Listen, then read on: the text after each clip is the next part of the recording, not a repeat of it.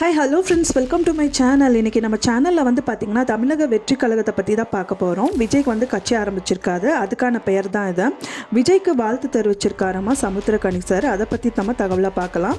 Leo கிளைமேக்ஸில் போல் விஜய் வந்து phone செஞ்சுருக்காரு கமல், அதுக்கான தகவலையும் நம்ம பார்க்கலாம். விஜய் தனித்து போட்டியிட வேணும்னு சொல்லிட்டு எஸ்பி விசாகர் சார் வந்து தெரிவிச்சிருக்காராம், அதை பற்றியும் பார்க்கலாம்.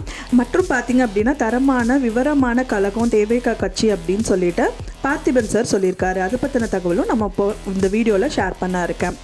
இப்போ முதலாவது பார்க்க போகிறது பார்த்திங்கன்னா விஜய்க்கு வந்துட்டு சமுத்திரக்கனி வாழ்த்து தெரிவிச்சிருக்காரு. அவர் என்ன சொல்கிறாருன்னு பார்க்கலாம். நடிகரும் தமிழக வெற்றி கழக தலைவருமான விஜய் வந்து அரசியல் கட்சி ஆரம்பித்ததுக்காக இயக்குனர் சமுத்திரக்கனி வாழ்த்து தெரிவிச்சிருக்காரு.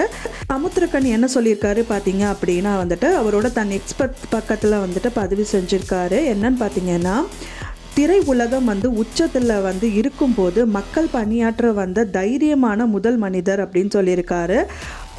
அதாவது பார்த்திங்க அப்படின்னா, பிரபஞ்சம் உண்மை வெல்ல செயல்படும் அப்படின்னு சொல்லியிருக்காரு. உன் கனவுகள் மெய்ப்படும் அப்படின்னு சொல்லி வாழ்த்துக்கள் என்னோட சகோதரருக்குன்னு வந்துட்டு அவர் எக்ஸ் பதிவில் தெரிவிச்சிருக்காரு. கிளைமேக்ஸ் போல் விஜய்க்கு ஃபோன் செஞ்சுருக்காராம் கமல். அவர் என்ன சொல்லியிருக்கார் அப்படின்னா, நடிகர் விஜய் வந்து தமிழக வெற்றி கழகம் என்ற பெயரில் வந்து புதிய அரசியல் கட்சி ஒன்றை வந்து தொடங்கியிருக்காரு. அவர் கட்சி தொடங்குவதற்கு அரசியல் பிரபலங்கள், ரசிகர்கள், திரையுலக பார்த்தீங்கன்னா பல பேரும் வந்துட்டு வாழ்த்து தெரிவித்து வந்துட்டுருக்க நிலையில் வெளிநாடு சென்றுள்ள நடிகரும் மக்கள் நீதிமன்ற ஒரு தலைவருமான கமல்ஹாசன் வந்து நடிகர் விஜய்க்கு வந்து ஃபோன் செஞ்சு வாழ்த்துக்களை தெரிவிச்சிருக்காரு. மேலும் அவர் என்ன சொல்லியிருக்காரு அப்படின்னு பார்த்தீங்கன்னா, தான் எடுத்துள்ள முடிவுக்கு பாராட்டுகள்னு சொல்லியிருக்காரு. வரும் 2026 தேர்தலில் வந்து பங்கேற்கறதுக்கு முடிவுக்கு வாழ்த்துக்களும் அப்படின்னு தெரிவிச்சிருக்காரு. இது போலவே வந்து பார்த்திங்கன்னா லியோ கிளைமேக்ஸில் கட்சியிலையும் வந்துட்டு அவர் வந்து சொல்லியிருப்பார். முன்னதாகவே பார்த்தீங்க அப்படின்னா விஜய் வந்து தனித்து போட்டியிட வேணும்னு சொல்லிட்டு எஸ்வி சேகர் சார் சொல்லியிருக்காரு. அவர் என்ன சொல்லியிருக்காருன்னு பார்த்தீங்கன்னா, அரசியல் கட்சி தொடங்கி உள்ள நடிகர் விஜய் வந்து பார்த்தீங்க அப்படின்னா தான் சந்திக்கும் முதல் தேர்தலில் வந்து தனித்து போட்டியிட வேணும் அப்படின்னு சொல்லியிருக்காரு. அது மட்டும் இல்லாமல் வந்து பார்த்திங்கன்னா விஜய் தனித்து போட்டியிட்டு தனது வாக்குகளை வந்துட்டு நிரூபித்து விட்டார்னா அவரை வந்து நிரூபித்துட்டாரு அப்படின்னா அதற்கு பின்னாடி வந்து அவருக்கு பெரிய எதிர்காலம் இருக்குது அப்படின்னு சொல்லியிருக்காரு. அது மட்டும் இல்லாமல் விஜய் முழு நேர அரசியல் ஈடுபட 2 ஆண்டுகள் நேரம் வந்து கேட்டிருக்காரு.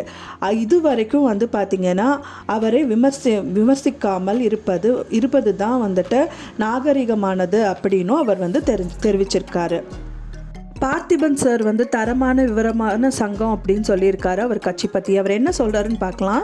தன் வருமானத்தை வந்து தியாகம் செஞ்சுருக்காரு. மக்கள் பணிபுரிய முழு நேரம் வந்து அரசியலில் வந்து ஈடுபட நண்பர் விஜய் வந்து முன் வருவது பாராட்டுக்குரியதுன்னு சொல்லியிருக்காரு நடிகர் பார்த்திபன் சார்.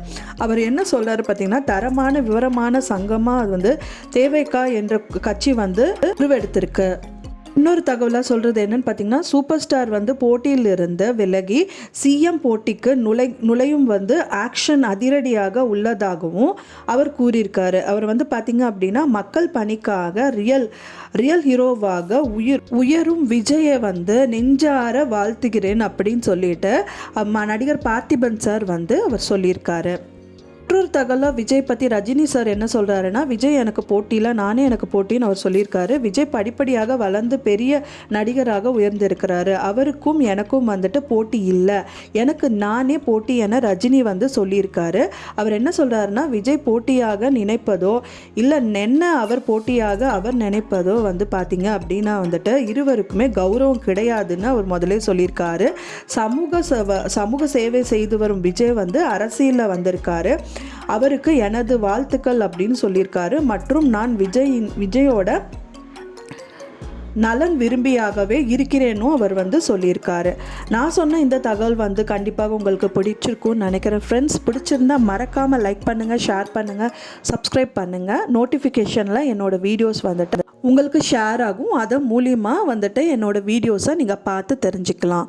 தேங்க்ஸ் ஃபார் வாட்சிங் மை ஃப்ரெண்ட்ஸ்.